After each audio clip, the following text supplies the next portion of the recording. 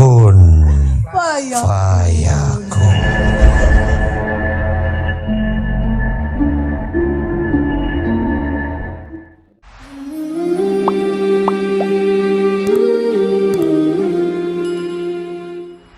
Berarti kalau yang tadi nabrak Pak Kiai itu kira-kira jin muslim atau jin kafir tuh? Wah, itu belum tanya waktu itu. Saya nggak punya beneran itu. Saya lupa. Bener, saya itu cuma tinggal lihat hidungnya mancung kayak orang Arab. Ya sudah. Nggak lihat KTP jinnya. Saya nggak lihat KTP. Aduh. Karena memang saya nggak cuma bilang aja, udah tugas sudah selesai, kamu udah ketemu sama saya. Berarti gimana sekarang? Ya sudah, saya pergi aja, bilang gitu deh. Pergi aja, habis pergi tuh Pak Kiai jalan muter di sini ya. Alhamdulillah aman dia kakinya.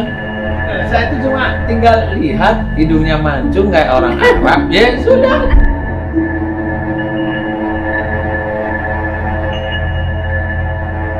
Kadang itu kalau saya lagi bisa ngelihat bareng-bareng sama teman-teman makan itu kan saya liatin aja. Ya walaupun berdoa saya lihat mana yang berdoa, nah itu yang saya amati satu-satu. Ya kelihatan kalau di situ masih ada jinnya. Walaupun masakan itu masakan atau makanan itu makanan yang halal. Iya masih. Ya walaupun berdoa saya lihat mana yang berdoa, nah itu yang saya amati satu-satu. Ya kelihatan kalau di situ masih ada jinnya. Yang saya amati dari penonton yang kemarin di sini, beberapa kasus di sini, kalau umpamanya ada jin ilmu umpamanya, itu ketahuan saya ilmu itu, ini ilmu, ini jin ilmu itu tahu. Tapi yang namanya dajjal itu ya kalau ibu saya ceritain atau pemirsa di rumah saya ceritain, dajjal itu gimana? Yang saya lihat itu di ilmu itu kan jin ya. Ya. Biasanya yang saya amati manusia itu ketempelan jin kesurupan, gitu ya? Ya. Nah, yang saya amati dari dajjal itu lucu. Jadi jin yang di dalam tubuh manusia, entah itu ilmu, itu ditempelin dajjal. Jadi udah manusia, ada jin ilmu, Tempelin dajjal. dan dajjal menguasai. Dan dajjal menguasai jin tersebut. Bentuknya seperti apa kalau dajjal yang ada di sana? Yang dajjal yang saya diizinkan oleh Allah Ta'ala terlihat itu kayak mata aja satu gitu. Jadi mata satu, dia tangannya kayak ada tangan tuh banyak dia. Jadi jin tuh dikuasai kayak seperti tangannya dia. Seperti itu. Mata aja? Mata aja satu. Gluk, kedip gitu. Kedip gitu aja. Nah, ini memang kalau ini apa ini yang namanya dajjal ya. Oke. Memang kita harus pahami bahwa saya sendiri diizinkan mengetahui oleh Allah Ta'ala bahwa itu dajjal. Kita harus pahami bahwa saya sendiri diizinkan mengetahui oleh Allah Ta'ala bahwa itu dajjal. Kita harus pahami bahwa saya sendiri diizinkan mengetahui oleh Allah Ta'ala bahwa itu dajjal.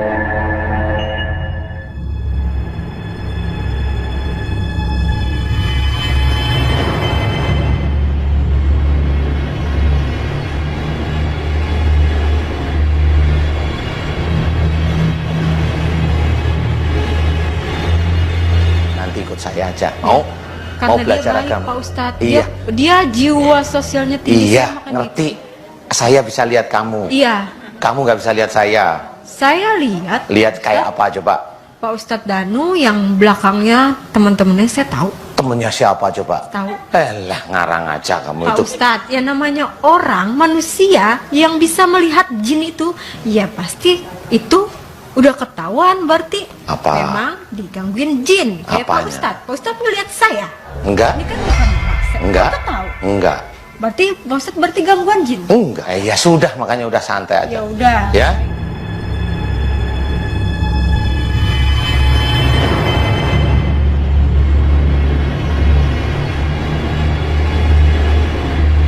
Udah. Ya. Saya Kamu masuk di dalam tubuhnya lagi Mbak Mala, nanti tunggu waktunya keluar. Ingat, tunggu waktunya sampai kapan? keluar. Tapi kalau nanti. saya belajar lagi, Bu, Sama saya, belajarnya sama saya. buat ngobatin orang ya. Hah? Buat ngobatin. Ngobatin cincin yang luka-luka malah enak. Saya nggak, pokoknya saya nggak mau. Pokoknya saya mau ngobatin orang aja, Pak Ustadz.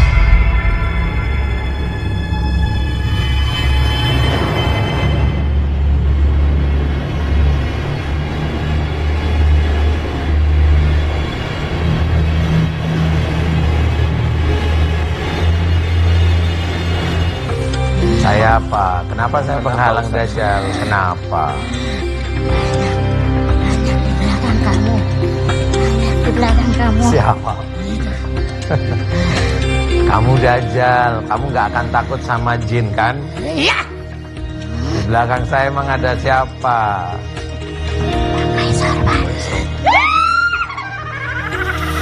Saya lihat Lihat kayak apa coba? Pak Ustadz Danu yang belakangnya teman-temannya saya tahu.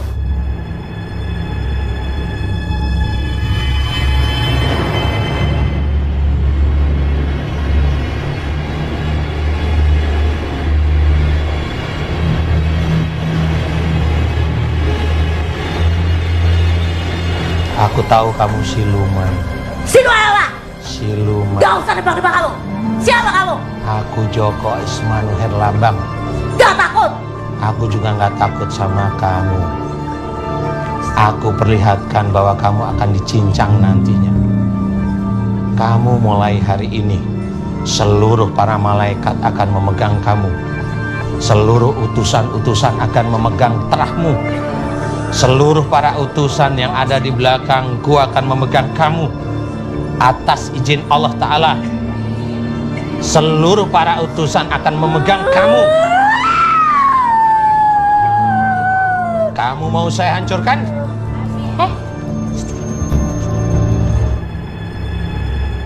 Kamu mulai hari ini, seluruh para malaikat akan memegang kamu.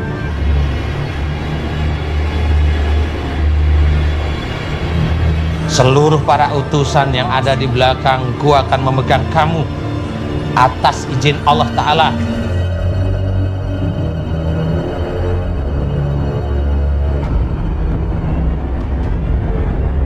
Kalau kiai yang benar, ustadz yang benar, tidak mungkin dia bisa melihat jin. Kadang ada orang yang ngeyel. Bohong kamu. Buktinya Nabi Sulaiman alaihi salam bisa melihat jin. Selalu dikiaskan kepada Nabiullah Sulaiman alaihi salam. Ini jelas kias wal farid. Dah beres lah dikiaskan sama para nabi.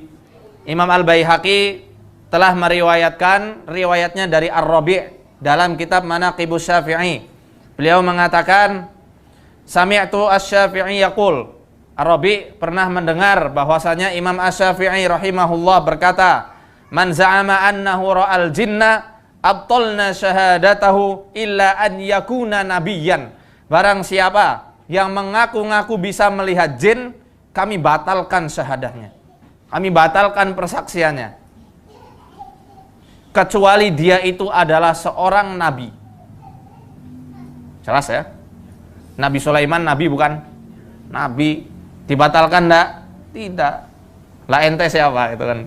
Yang ngomong bukan saya. Yang ngomong Imam Asy-Syafi'i. Yang membuat kaidah ini Imam Asy-Syafi'i. Quran surah 72 Al-Jinn ayat yang ke-6. Wa annahu kana rijalun minal insi ya'udzuuna birijalin minal jinni fazaduhum rahaqa. Ya, masyaallah. Sungguh ada sementara kalangan manusia yang berkolaborasi minta bantuan kepada jin dalam mengentaskan persoalannya, namun ternyata jin itu tidak membawa solusi melainkan hanya kesengsaraan semata. Ingat betul ini ya. Kalau ada orang berinteraksi dengan jin, minta bantuan dalam kehidupannya, awas, kata Quran, perhatikan betul, kata Quran, jin itu tidak akan memberikan solusi. Hanya mengundang masalah. Bahkan banyak, mohon maaf saya bahasakan di Indonesia ini, kiai dan ustadz itu dukun. Gelarnya kiai dan ustadz, tapi sayangnya mereka menunggangi, itu dasarnya bukan. Mereka masih interaksi sama jin, mereka masih menggunakan hal-hal yang diharamkan dalam agama. Nanti akan ada bahasan kita insya Allah ke depannya. Lalu ada seorang kiai atau ustadz menuntun atau mengobatin orang yang kena santet dengan cara syar'i. Cuma satu caranya, ruqyah syar'iyah namanya. Ruqyah ini membacakan ya, bacaan syar'iyah dengan syariat, sesuai dengan syariat, maksudnya mengikuti ayat-ayat Al-Quran. Karena kalau orang baca sembarangan juga namanya ruqyah, tapi tidak syar'i, makanya dikatakan ruqyah syar'iyah. Ruqyah bacaan yang ikuti dengan sesuai dengan syariat Al-Quran dan Sunnah. Kalau tuntunannya ruqyah, dibacain ayat ruqyah, membaca Al-Fatihah, membaca ayat kursi, baca Al-Ikhlas, Al-Falaq, An-Nas, beberapa surah tentang Nabi Musa dengan Fir'aun, lalu ditiupkan ke badan orang yang sedang kena sihir, maka itu syar'i, nggak ada masalah. Kan gitu. Menggunakan tuntunan Nabi SAW, daun bidara, yang dihancurin, ya. Daun bidara ini kalau Indonesia bilang apa namanya, apel India, pohon apel India, diambil daunnya itu lembar, kemudian dihancurin. Ya, kalau kita sekarang bisa di blender, dicemplungin di air, dirukyah, airnya boleh diminum, boleh dipakai mandi, gitu kan. Ini juga bisa menggunakan minyak zaitun, minyak habas sauda yang dirukyah, itu juga bisa. Ya, kalau caranya sesuai dengan syar'i, dia membacakan ayat-ayat saja sesuai tuntunan Nabi Shallallahu Alaihi Wasallam, maka tidak ada masalah.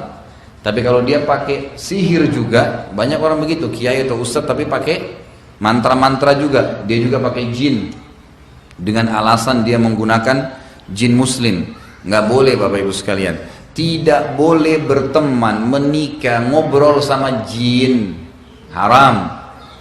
Apapun alasannya, ini untuk khadam saya lah dan seterusnya, tidak perlu, kita nggak butuh khadam. Khadam itu ada dari manusia, orang yang mau kerja kita panggil, itu boleh, kita bayar gaji. Jin nggak boleh, karena jin yang sudah kerjasama sama manusia itu golongan fasik dan kafir. Pasti mereka punya konsekuensi, mereka punya permintaan-permintaan kesyirikan. Dan ini berbahaya sekarang.